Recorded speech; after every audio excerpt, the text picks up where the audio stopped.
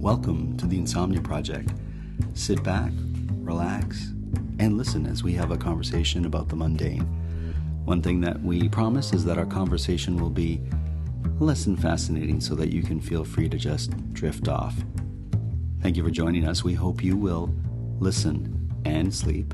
Follow us at Listen and Sleep, and feel free to rate us on iTunes or on SoundCloud or send us a little message. I'm your host, Marco Timpano, and joining me on this episode is a good friend, Peter Alexandropoulos. Did I say your last name right? More than right. Okay. That's it. It's kind of odd when you have a last name that, is a bit different or ethnic, and people, don't know how to say it, or they're tentative with it, or they mess it up. Do you find that you have, experienced that?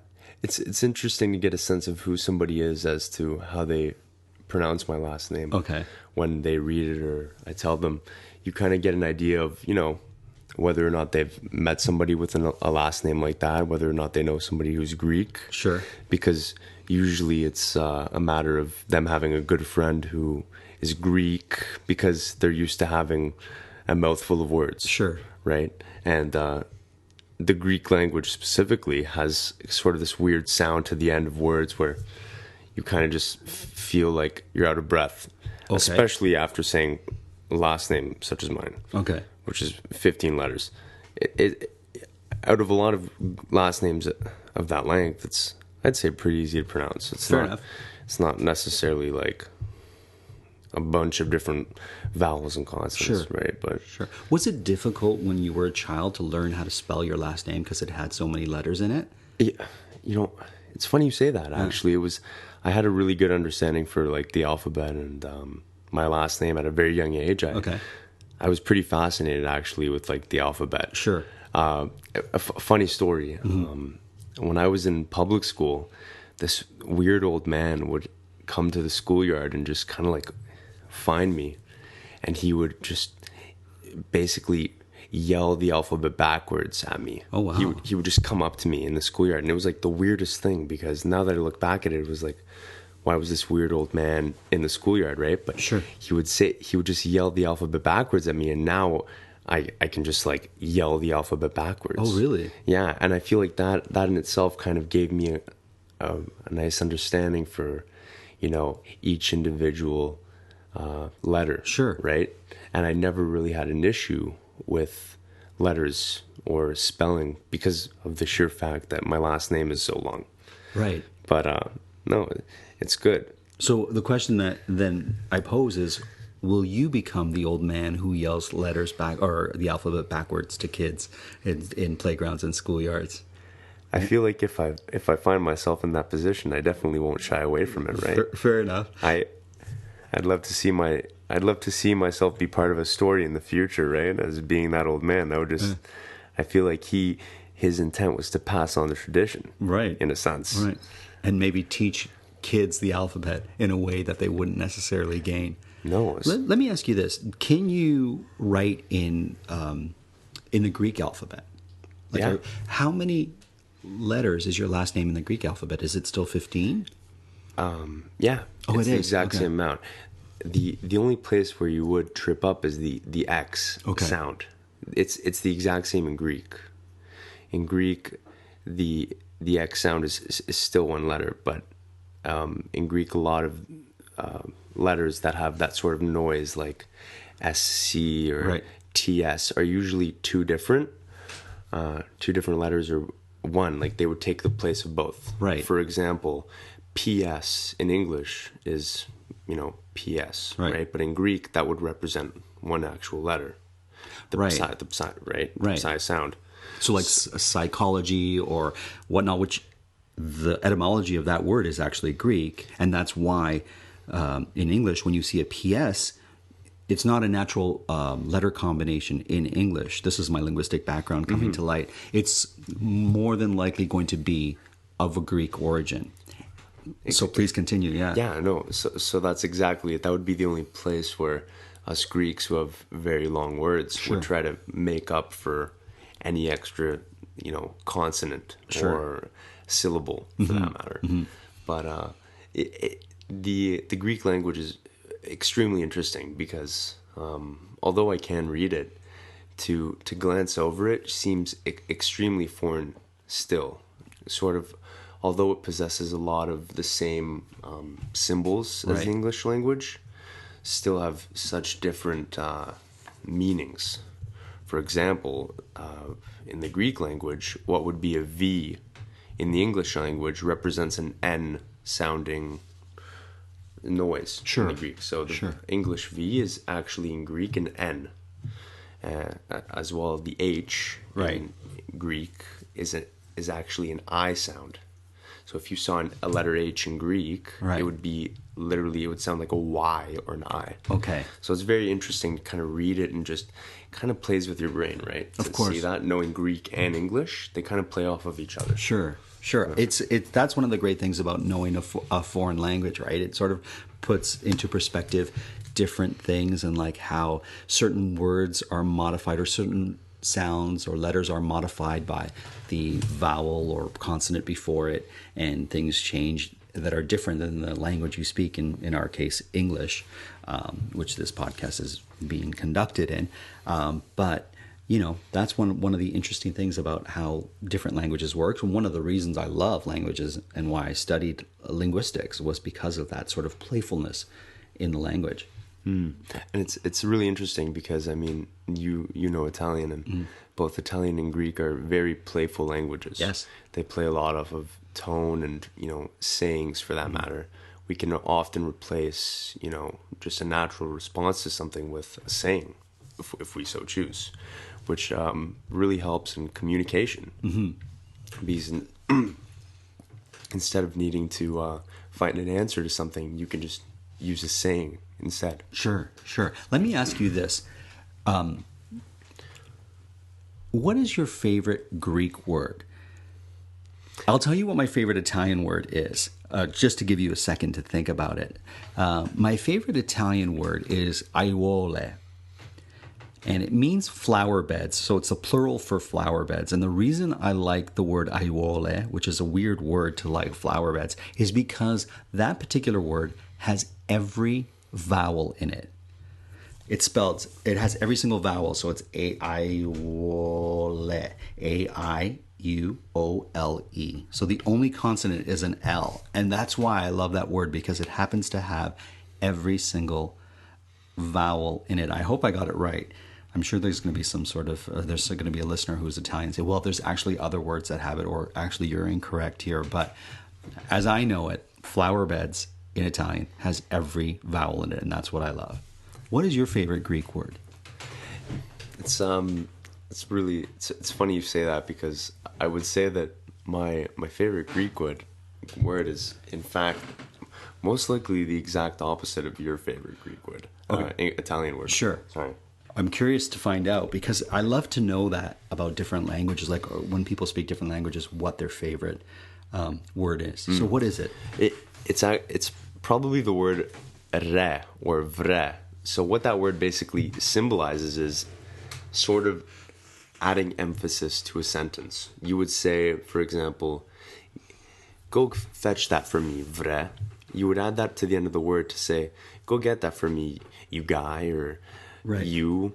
It just basically means, it kind of just gives emphasis to the sentence of its importance, or it's just basically saying you need to do it. It's sort of slang in a sense. Okay. You can say the word by itself, vre, come here, vre.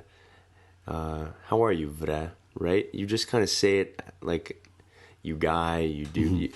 And I love it because you can use it in any sort of context you choose. So would it be equivalent to what the Canadian A is at the end of the word? It's not actually a word that means anything, but it has a sort of symbolic or a nationalistic meaning to it that a Canadian would know. When you're saying A at the end of a phrase, it's sort of you're asking for agreeance, or you're concurring with that person, or you're acknowledging what that person is speaking about, or you want acknowledgement. It is extreme.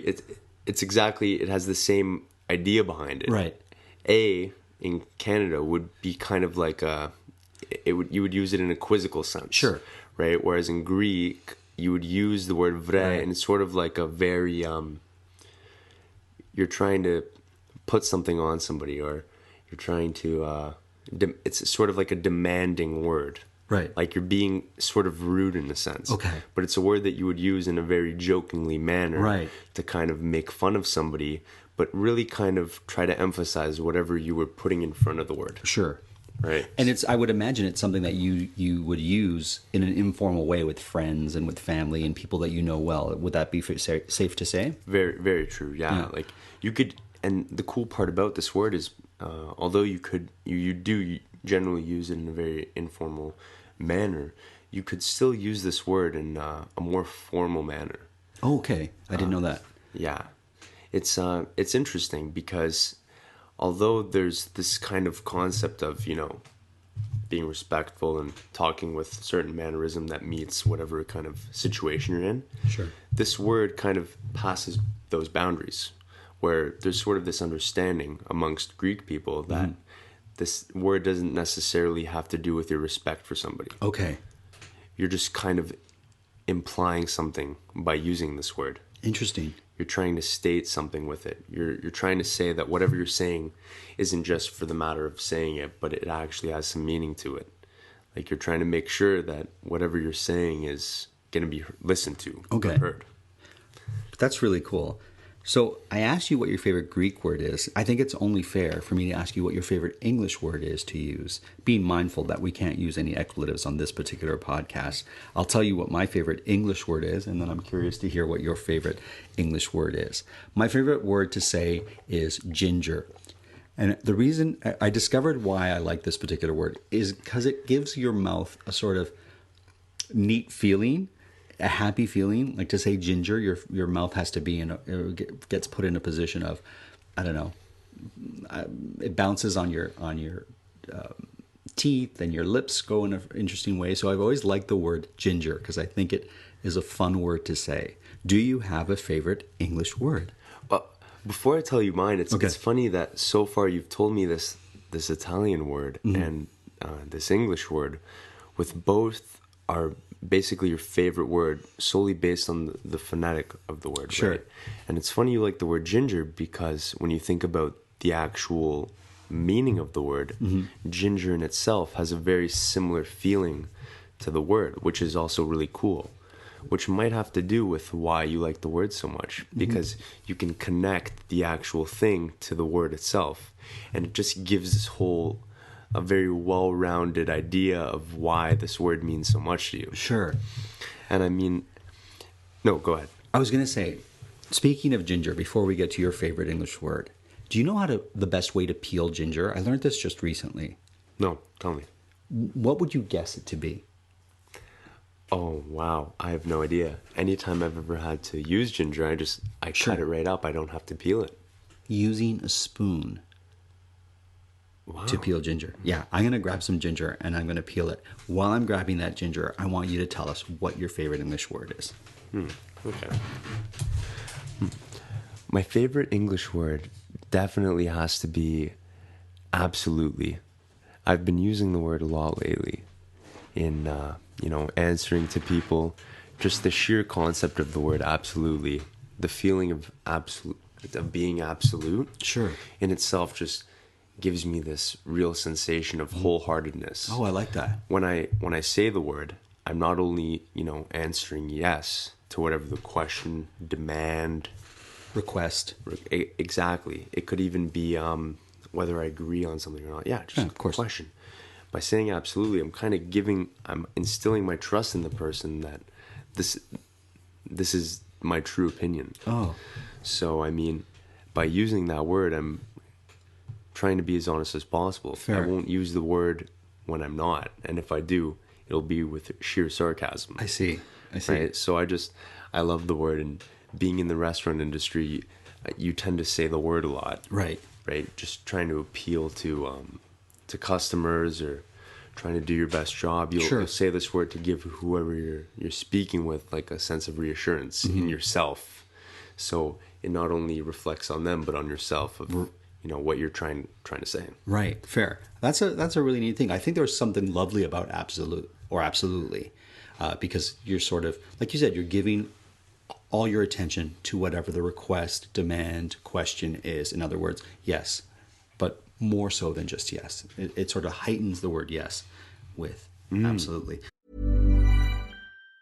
Mom, I like to propose a dinner optimization plan for 2026. Soccer practice every week. Get back late and you're stressed out about making something fast, but actually nutritious for dinner. When Ashley's mom picked me up, I noticed that she made Blue Apron. It came in like a little kit. By the time it was ready, I still had shin guards on. And it was real food, fresh veggies, protein, actual flavor. Take her from the younger generation. We're innovators, keeping a couple Blue Apron meals around. Not the worst idea. Get $50 off your first 2 orders plus free shipping with code STIR50. Terms and conditions apply. Visit blueapron.com/terms for more.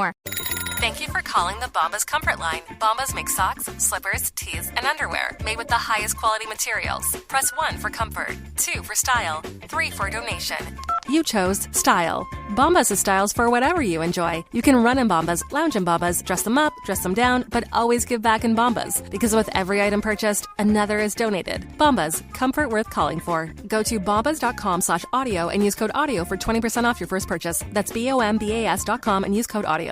Over 90 of the top 100 U.S. accounting firms trust Bill to simplify and secure bill pay. That's proven financial infrastructure built on over $1 trillion of secure payments. Visit Bill.com/proven for a special offer. So I grabbed some ginger and I grabbed a spoon, and I know this is a little bit not orthodox, but I'm going to show you exactly how. I don't know if you can hear me peeling the ginger with a spoon, but it peels the skin off so nicely. And then, I got some ginger in my eye, but there you go. No kidding. Yeah. And so if you ever want to peel ginger, you peel it with a spoon and you're good to go. It's a shot. Yeah, you don't need to press that hard. I would bring the spoon towards you maybe. That's so interesting. Yeah. So you just use the spoon to peel it, almost the opposite of peeling a carrot with a carrot peel or whatever you call it. It really is. Mm-hmm. And you know what, Marco? This adds to the whole idea of the word ginger, in my opinion, because you're doing this very gingerly. You know, you're kind of just gliding along the edge of the ginger. There you go. You're being very gentle with it, yet it feels extremely refreshing to do this, right? And it feels like, in a sense, you're kind of uncovering this very rough exterior of the ginger to reveal something that's almost, exuding this weird freshness. So it kind of reminds me of the word, because although it's just a word, on your palate, it kind of just, pops out of your mouth. Now our whole area, our whole microphone smells like ginger. Are you a fan of ginger? As I got you to peel it here, you might not even be a fan of it. Big time. I mean, especially now during the cold season. Yes. Working behind a bar, a lot of people ask for ginger, right? In their teas, in their coffees. It's becoming very big, especially working in... ginger in your coffee? Yeah. Especially in an Italian bar, right? Okay. We can do something like a ginger syrup, which is very nice because it not only adds the element of the sweetness in the ginger, but also the soothing qualities of it. Right? Oh, what a great coffee to have in the wintertime, a ginger coffee. Could one take say a thin sliver of ginger, put it in the coffee and let that sort of immerse itself into a coffee and have it like that? Or do you think it would be too strong? Because you said you make a syrup, correct? We do, yeah. So what we would do is we would basically emulsify the ginger, mix it with a little bit of sugar, a little bit of water, and then turn that into a syrup. I feel like it would just kind of mix with the coffee a little bit. Right. Then a sliver of ginger. Yeah, that makes sense. Yeah. I feel like the whole, especially when you're making like an espresso-based drink, right? To kind of put a piece of ginger in there would just create this weird bitterness. Right.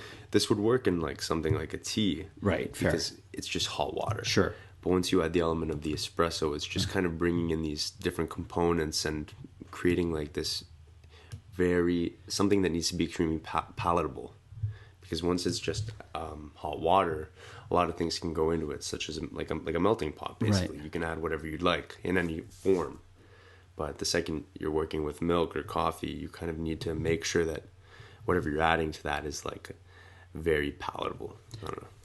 Speaking of coffee, clearly you have a great understanding of espressos and whatnot.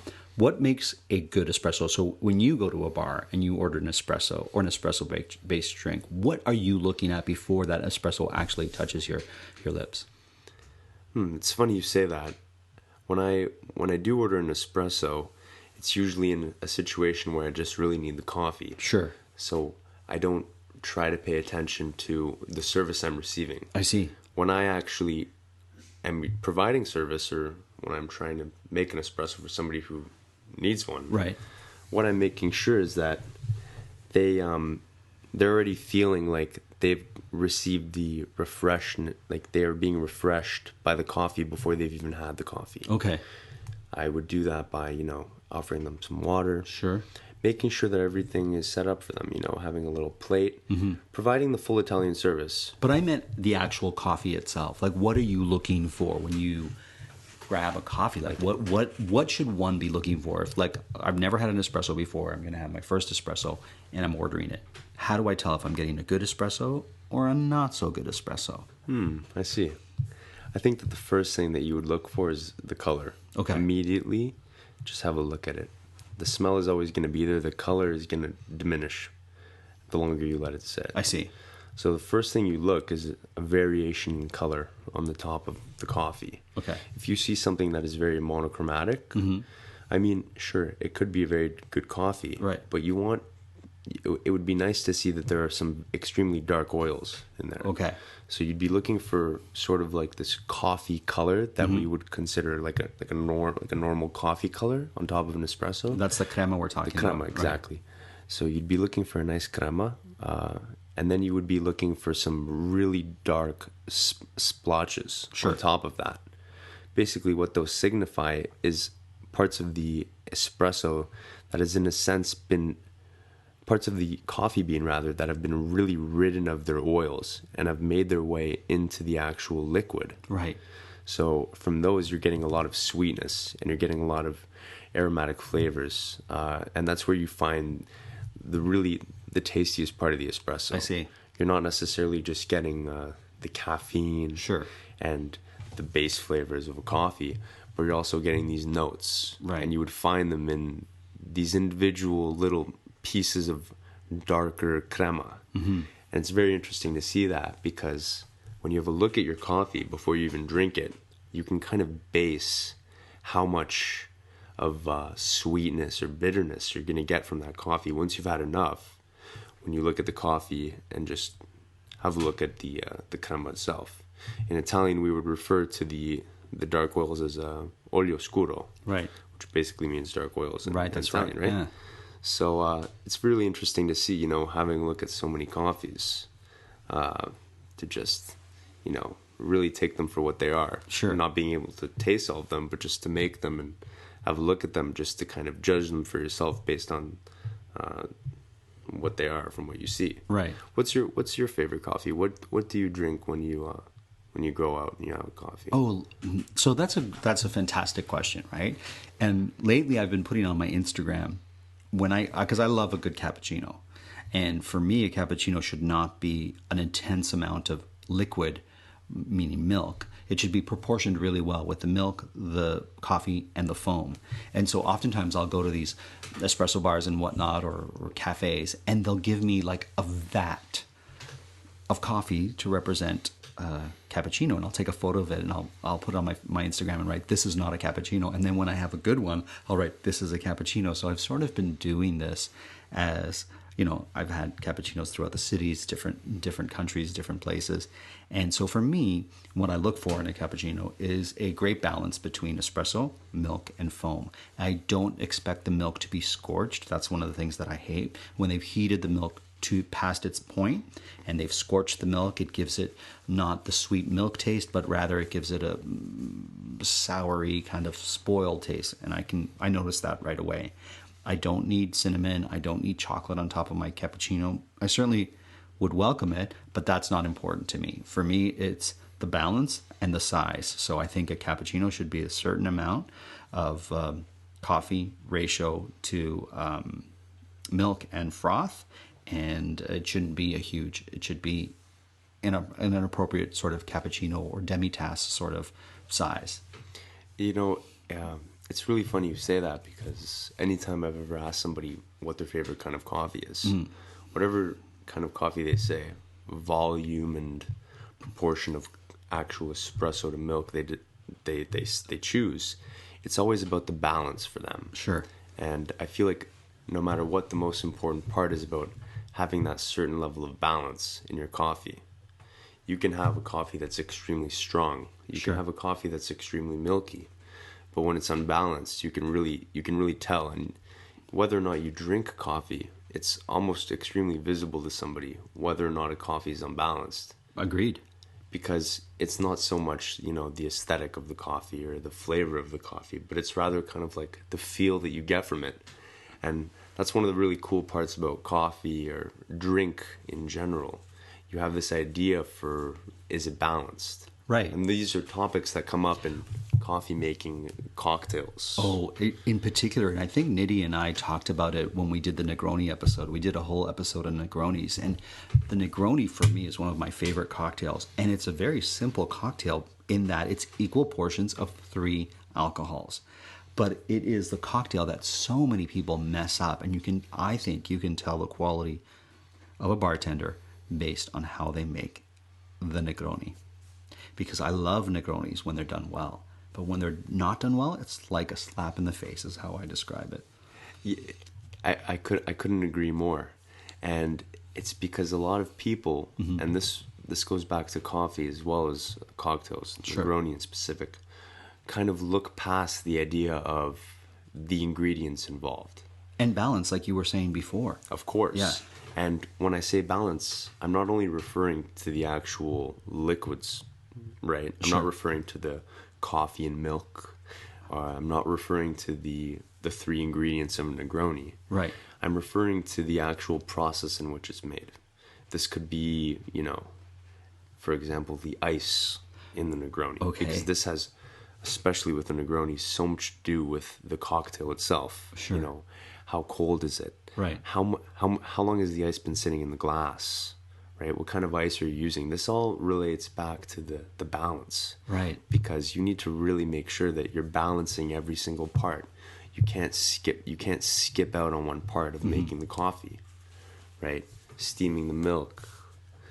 How are you putting the milk into the glass? Because this has a lot to do with a cappuccino. It's not just the espresso and the milk. Sure. It's how the milk is going into the espresso to make sure that it's maintaining its robustness even after it's completed. It's almost as if with a cappuccino, I find, the espresso still has all of its flavor and character even after you put milk into it, which with a lot of other coffees is not the case. Well, there you go. Well, Peter, I think I've discovered a new favorite word, and that's balance. But I'm going to pronounce it balance. Anyways, I want to thank you for being a part of this episode where we talked about ginger and languages and words, our favorite words. What's your favorite cocktail before we go? Manhattan. All the way. Perfect. Classic. Perfect. Peter, thank you so much for being part of this episode. Thank you, Marco. As always, the Insomnia Project is produced by Drumcast Productions, and this episode was recorded in Toronto, Canada. Thank you for listening.